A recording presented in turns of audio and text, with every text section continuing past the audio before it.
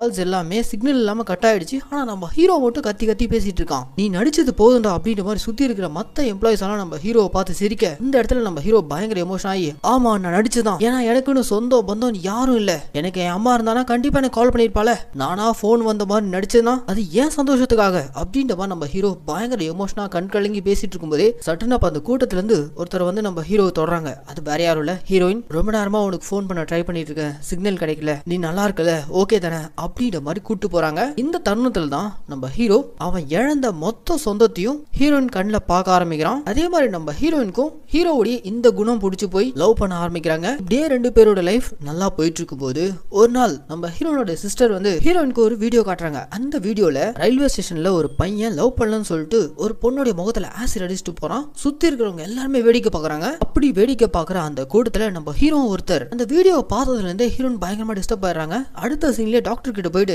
இந்த விஷயத்தை பத்தி கேட்க, நீ எப்ப அவன் லைஃப்ல வந்தியோ அப்பத்துல இருந்து ரகு நார்மலாக ஆரம்பிச்சிட்டாமா. இதுவே அந்த ரயில்வே ஸ்டேஷன்ல பழைய ரகுவா இருந்தானா அந்த பொண்ணை போய் காப்பாத்திருப்பான். அவன் முகத்துல ஆசிட் அடிக்க வந்தவன போட்டு பொழந்து எடுத்திருப்பான். ஆனா நீ ஒருத்தி வந்ததுக்கு அப்புறம் அவன் இழந்த மொத்த சொந்தத்தையும் உனக்குள்ள பாக்குறான். அவன் இப்போ அப்சல்யூட்டா நார்மல் ஆயிட்டான் அப்படின்ற மாதிரி டாக்டர் சொல்ல, இதை கேட்டதும் ஹீரோயின் பயங்கர டிஸ்டர்ப் ஆகுறாங்க. ஏன்னா ஹீரோயினுக்கு என்ன கில்ட்டி ஃபீலிங்னா நம்ம ஹீரோவுடைய லைஃப்குள்ள வந்ததுனால தான் அவனுக்குள்ள இருந்த அந்த டெலியூஷன் போய் மத்த சக மனுஷங்கள் மாதிரி நார்மல் ஆயிட்டு யாருக்கும் உதவி பண்ணாம எல்லாரையும் போல வேடிக்கை மட்டும் பார்க்க ஆரம்பிச்சிட்டான். இது நல்லதுக்கே இல்லைன்னு சொல்லிட்டு நம்ம ஹீரோயின் அடுத்த நாள்ல இருந்து டோட்டலா ஹீரோவை அவாய்ட் பண்ண ஆரம்பிச்சிட்டாங்க. மொத்தமா அந்த ஊரை விட்டு வெக்கேட் பண்ணிட்டு நைட்டோட நைட்டா நம்ம ஹீரோக்கு ஒரு வாய்ஸ் நோட்டை போட்டு கிளம்பிடுறாங்க. அந்த வாய்ஸ் நோட்ல, சாரி ரகு, எனக்கு ஒன்னு ரொம்ப பிடிக்கும், ஆனா நான் உள்ள வந்ததுக்கு அப்புறம் நீ சுத்தி இருக்கிறவங்களுக்கு நல்லது பண்றதே ஸ்டாப் பண்ணிட்டேன்னா அதுல ஒரு அர்த்தமும் இல்ல, அதனால திரும்ப நீ என்னை தேடிட்டு வந்துடாத அப்படின்ற மாதிரி ஹீரோவை பிரேக்கப் பண்ணிட்டு போயிட்டு இருப்பாங்க. இந்த சம்பவத்துக்கு அப்புறம் தான் நம்ம ஹீரோயின் இல்லாத இந்த வாழ்க்கையை வெறுத்து போயிட்டு சூசைட் பண்ணணும்னு சுத்திட்டு இருக்கான். இப்படி இந்த பிளாஷ்பேக் எல்லாம் விஜய் மேனன் கேட்டு தெரிஞ்சதுக்கு அப்புறம்